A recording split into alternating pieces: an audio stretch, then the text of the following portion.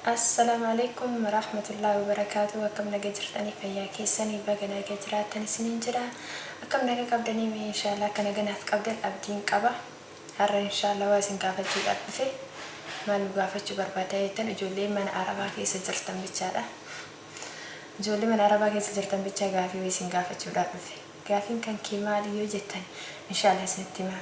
Warroonni ammoo YouTube channel kana subscribe naa godhaa hedduu akka galatooma isiniin jedha hedduu akka isin jaaladha. Warroonni haftanis akka dhuftanii maatiin haftatan kabajaadhaan isin gaafadha inshallah akka subscribe naa godhan isiniin jedha. Walaa jajjabeessinu ijoolleen Oromoo isiniin jedha inshallah. Gaafiin kan kee maali yoo kanaan jettan taate warra mana Arabaa dalagu bicha amma faddaan qoodee gaafatte yoo kanaan jettan taate amma garuu hojiimarra jira.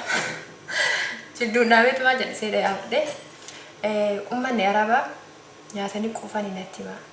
Nyaatanii hin quufanii yoo jettan guyyaa takka taa'aa rafti fudhadhu bakka hadda nyaannee quufneerra warri isiniin jedhan jirtanii natti hima isiniin jedha inshallah. Yoo ammoo uummata kiyya bichaa taate kan nyaatee hin quufne uummata kiyya bichaa taate narraa dabadhaa hin jedhe isaanii illee yoo ammoo isin bira nyaannee quufneerra rafti fudhadhaa isiniin jedhan jechaadha warroonni mana Arabaa keessa jirtan. Inshallah akkasii gaafiin kiyya kanuma jedha. Walla gaafii hedduu natti ta'e ummanni biyya keenya jechaadha. Hin nyaatanii qursi ganama nyaannaan sa'aatii kamitti dachaan miisa sa'aatii irratti dachaana. Miisa nyaatan taanaan raata irratti yoo ati jabaate maqsaasii sa'aatii asir irratti yoo ati jabaate sanuu waa nyaatanii achiin booda hin danda'anii nyaatanii akka uummata biyya kanaa. Maaf akkas ummanni biyya kanaa meenatti hima deebii koomentii jala deebii keessan naaf barreessaa. Koomentii jala isinirraa eega isiniin jedha ishee qursi qopheessite jidduun si gaafatan. Achirraan miisaadha. Miisaarraan asrii. Asriin udungayin jidduu kanatti waan biraa si gaafatan. Maali buna shaayii maal jedhanii jidduu kanatti si gaafatan. Asrii san qopheessite jalaan keenan eraata maal qopheessite. Sila anuma bichaadha.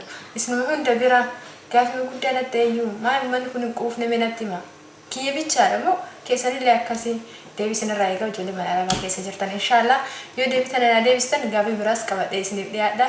Hanga viidiyoo biraatii walitti deebinutti assalamu alaikum warahmatullahi wabarakatuh. Hedduu takka isin jaaladha nagaan naaf jiraadha ijoolleen keenya hundinuu isiniin jedha.